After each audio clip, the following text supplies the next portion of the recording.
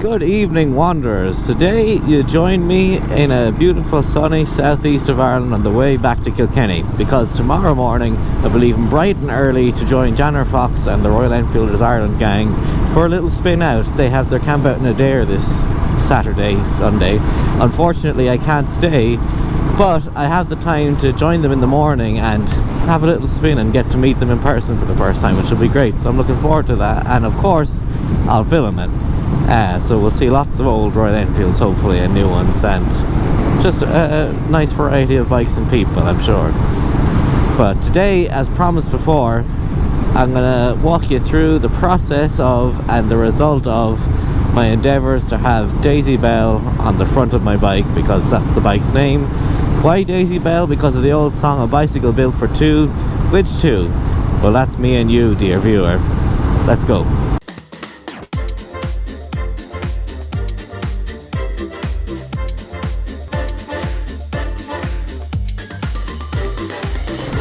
So since I've had this bike, the previous owner, or perhaps the man before him, had a front plate on it that said Royal Enfield, and that was a nice front plate and I really enjoyed it. But as this is my bike and I'm hoping to hold on to her forever, I wanted to put my own personal artistic touch, and what better place to do that than the front plate.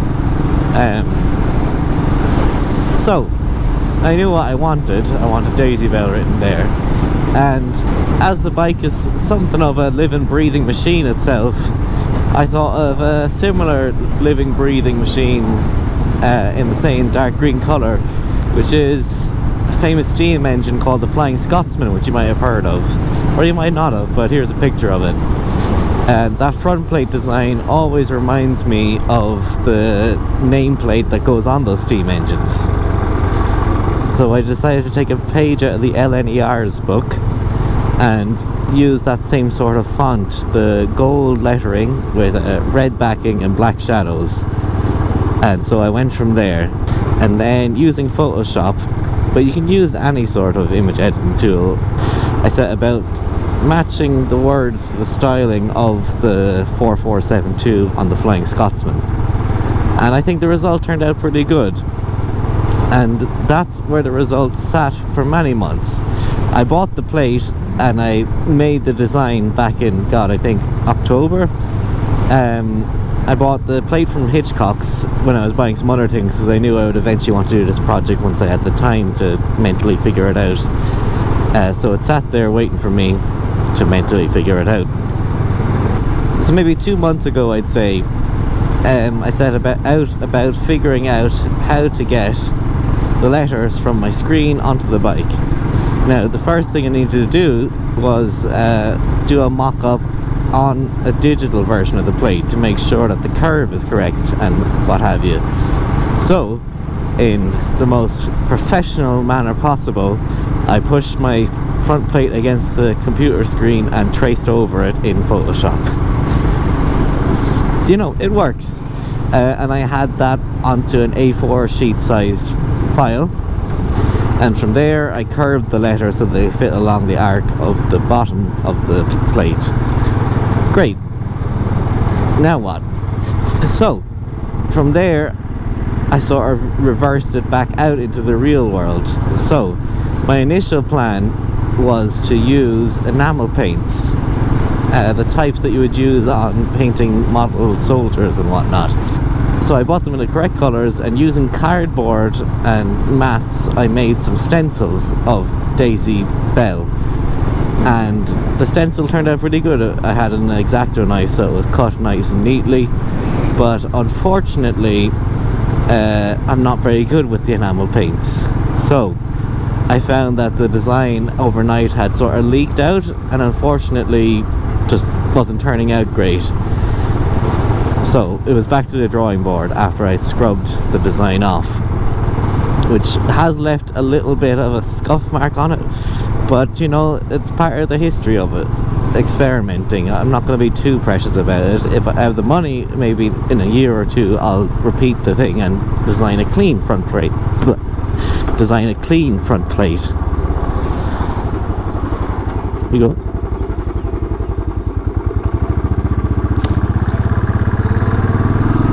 So the design was scuffed off and I was back to square one. And then I remembered during, I think it was the first year of the pandemic, lovely bicycles, what are they? In the first year of the pandemic, I noticed in that last video, or more accurately my dad noticed, and then didn't stop noticing, that I keep pressing that button.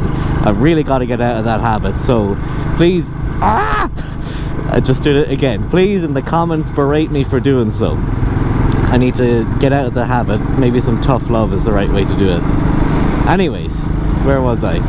During the first year of the pandemic, one of my cousins, who owns the Morris Miners and whatnot, he had this sort of signpost he wanted me to make for him so that he could send off to a company and get it printed and have it up in his sort of museum of vintage cars.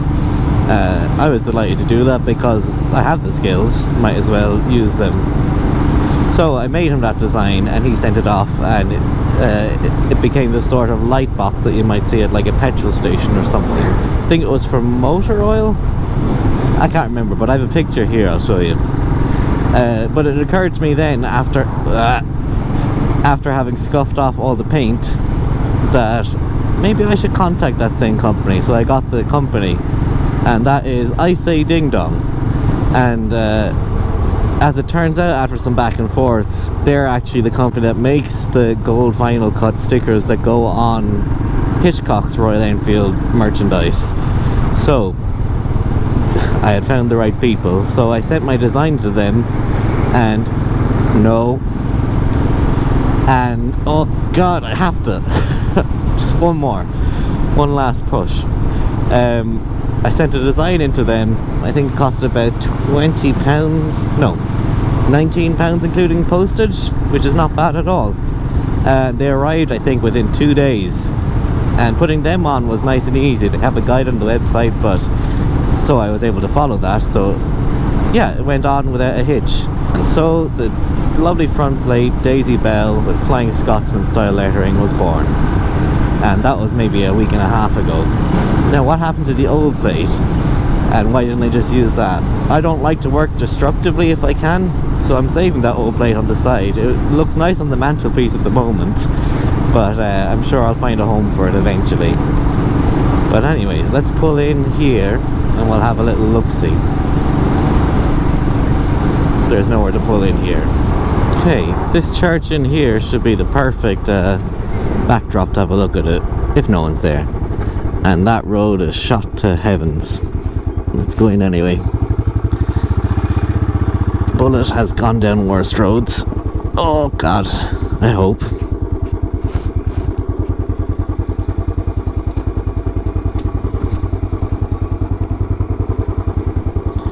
Okay, lovely.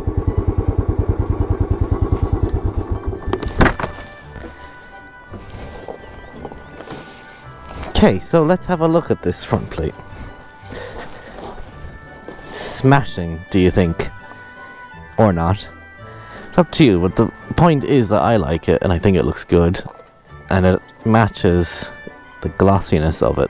I hope that camera's at the right angle.